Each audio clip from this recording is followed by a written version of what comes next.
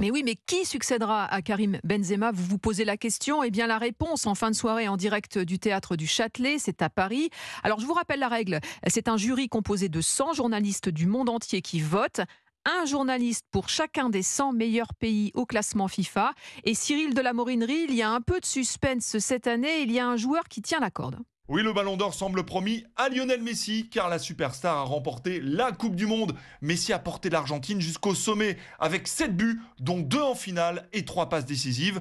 Tout le reste semble anecdotique. Sa dernière saison au PSG, sans éclat, malgré de belles statistiques, 21 buts et 20 passes décisives, et ses premiers pas aux États-Unis avec l'Inter Miami.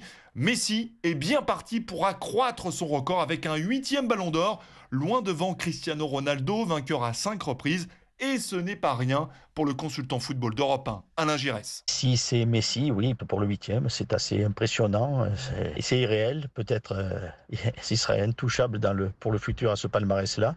Pas évident, effectivement, que ça soit avec une avance conséquente par rapport à ces autres joueurs qui étaient présentés pour ce titre. Et les challengers de Messi sont Erling Haaland et Kylian Mbappé.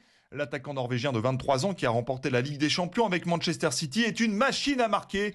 Haaland a inscrit 57 buts en 55 matchs la saison dernière.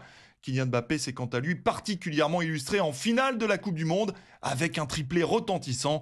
Mais cette nouvelle génération devra sans doute attendre encore un peu avant de soulever un premier Ballon d'Or. Cyril de la Morinerie pour Europe 1. Vous serez d'ailleurs ce soir